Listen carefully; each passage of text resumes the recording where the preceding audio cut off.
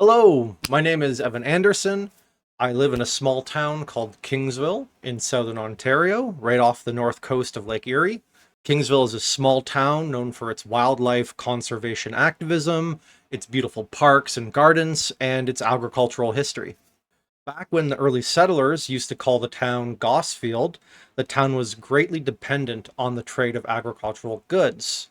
Nowadays, a large part of the whole region of southern Ontario is dedicated to agri-food industry. You can travel around anywhere and find massive greenhouse complexes, plantations, or farms where businesses produce agri-foods. This agri-food sector in Ontario is one that continues to grow from consistent upward trends in both supply and demand. It was difficult for me to find data on supply and demand, although I was able to identify rising trends by comparing the sector's provincial GDP and Ontario's Farm Product Price Index, the FPPI. So in 2024, Ontario's agri-food sector made up about $51 billion of the province's GDP, which is considerably higher than it was in 2000 at $36 billion.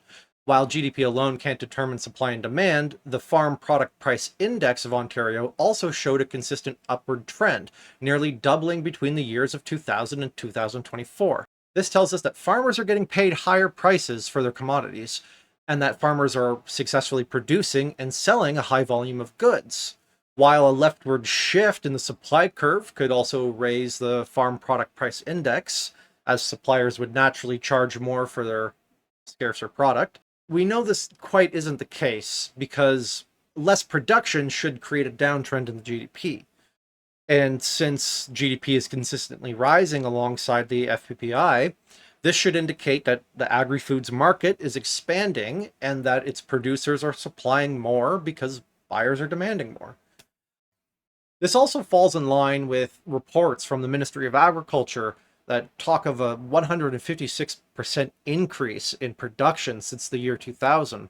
And they also say that, and I quote, between 2000 and 2024, farm cash receipts in Ontario grew by nearly 200%, driven by both price and production increases. I also feel like you can physically see the money that this sector generates in the area. With just a short drive around Kingsville, you can see multiple beautiful estates, either on or in and around some of these plantations or complexes. It's obvious to see that there's a fair few people here making big profits. But why is a growing agri-food industry and its profits important? Well, the reason behind this is the unpaid pollution costs that are generated by this industry. You see, in the late 1800s, Kingsville was a popular summer getaway hotspot for tourists. They called the area Paradise Grove for its trees, gardens, and beaches like the one here at Lakeside Park.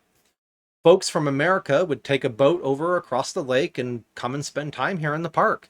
They'd swim in the lake and host various events, all between the beautiful trees and the gardens. Don't get me wrong, Lakeside Park is still a beautiful place today. The city does a lot of hard work there, and it keeps up its appearances. However, the park is frankly a former shadow of itself from 100 years ago. Where families used to play in the water before, today there's swimming advisories posted all along the beach. The reason is due to the presence of a toxic algae. The water's no longer safe for swimming, and it's not just the beach at Lakeside Park. Many parts of Lake Erie are also suffering from this issue. According to the Canadian Ontario Lake Erie Action Plan, published by the Government of Canada, Lake Erie is commonly understood as the dirtiest of the Great Lakes. This is primarily due to two things. Firstly, Lake Erie is a very shallow lake despite its surface area, and thus it's quite susceptible to pollutants. And secondly, well, Lake Erie is experiencing extreme eutrophication, which is the excess of phosphorus in water. Well, where's the phosphorus coming from?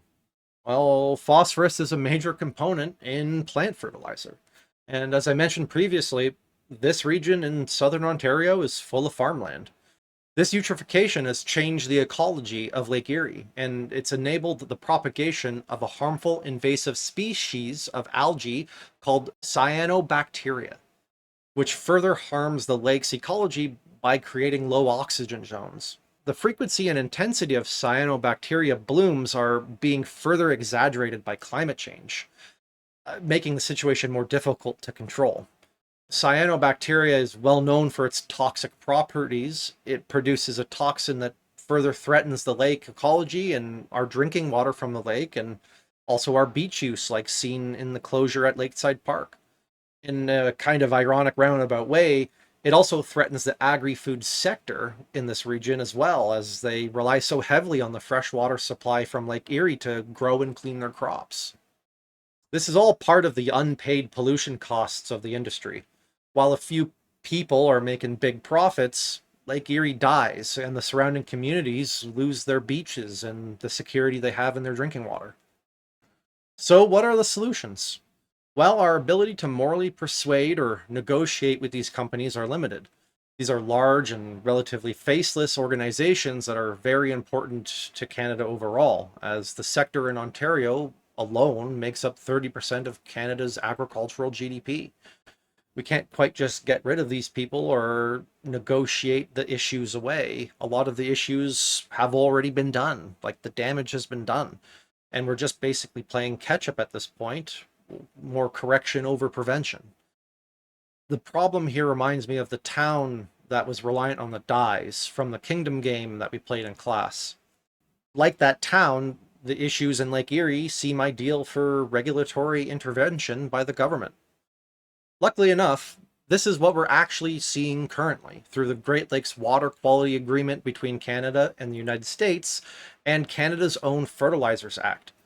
Both of these help limit toxic pollutants and phosphorus runoff into Lake Erie. And so far, the eutrophication of the lake has been in decline since the intervention. So despite the damages that a growing agri-food industry has caused to Lake Erie, today it's slowly healing, with some difficulties. And perhaps one day, the residents of Kingsville will once again be able to return to swim at the beach at Lakeside Park. Thank you, government.